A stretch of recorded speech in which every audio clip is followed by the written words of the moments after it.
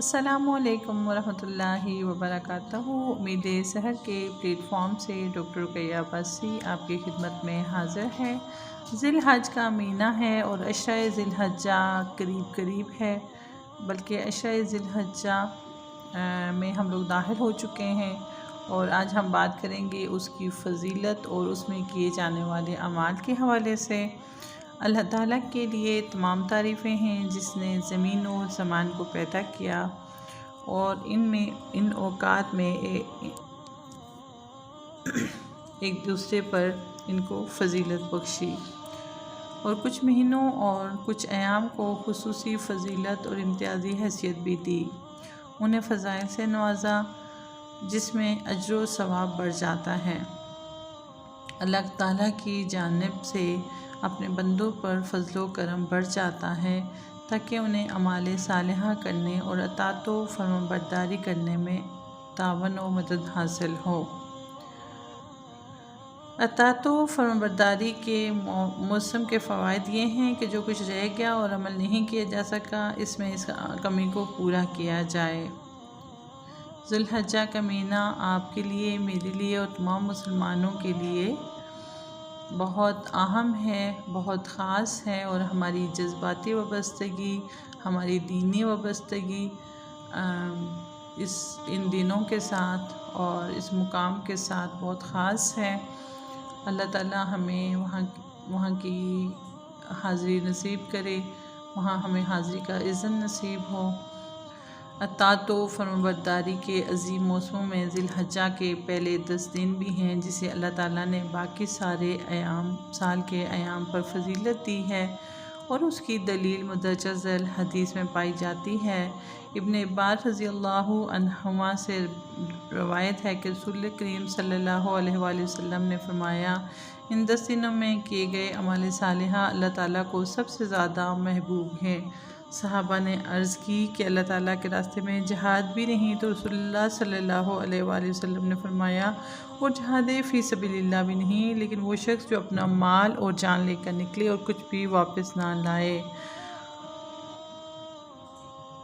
मुदरजा वाला हदीस और इसके अलावा दूसरी अहादीस इस बात पर दलालत करती हैं कि ज़ुल्हज्जा के पहले 10 दिन बाकी साल के सब अयाम से बेहतर हैं और अफजल हैं और इसमें किसी भी किस्म का कोई इस्तिस्ना हासिल नहीं, हत्ता कि रमज़ानुल मुबारक का आखिरी अशरा भी नहीं। लेकिन रमज़ान मुबारक के आखिरी अशरा के 10 रातें इन अयाम से बेहतर और अफजल हैं क्योंकि उनमें लैलतुल क़द्र है और लैलतुल क़द्र 1000 रातों से अफजल है।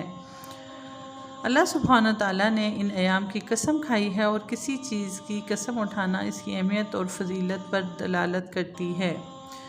रब्बुल इज़्ज़त ने फरमाया, कसम है फ़जर की और 10 रातों की। नबी मुकर्रम सल्लल्लाहु अलैहि वसल्लम ने भी इसकी गवाही और शहादत दी है कि दुनिया के अयाम में सबसे अफजल अयाम हैं। अब हमने देखना ये है कि इन 10 अयाम को हम किस तरीके से ख़ास बना सकते हैं। तो इसका सबसे पहला तरीका तो ये है कि अपनी नीयतों को सिर्फ़ अल्लाह रब्बुल इज़्ज़त के लिए ख़ालिस करें। जो भी अमल करें अल्लाह की रज़ा के लिए करें।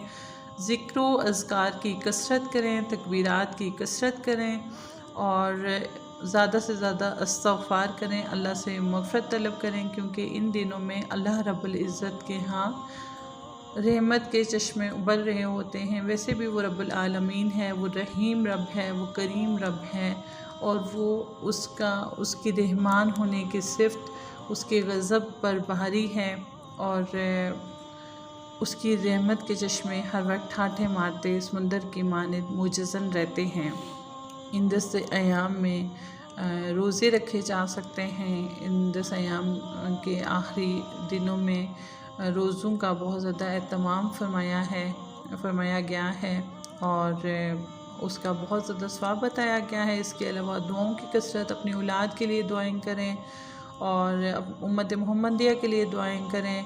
उसके साथ साथ अगर आपकी इस्ताअत है तो आप हज और उम्रा करें और नीयत कम अज़ कम ज़रूर करें कि कभी अल्लाह मेहमान ज़रूर बनाएंगे। अल्लाह से दुआ भी करें और जो आखिरी चीज़ है वो है जनाब कुर्बानी। अगर आप इस्ताअत रखते हैं तो कुर्बानी करें और कुर्बानी का गोश्त मुस्तहकीन तक गरीबों तक, गुरबा तक। इस वक्त पाकिस्तान के हालात भी इस तरह के हैं कि यहाँ पे बहुत कोई अच्छी सिचुएशन नहीं है, तो लोगों तक बहुत ज़्यादा कोशिश करें कि ज़रूरतमंदों तक कुर्बानी का गोश्त पहुँच सके और उनकी एक वक्त का कम से कम अच्छा खाना नसीब हो सके।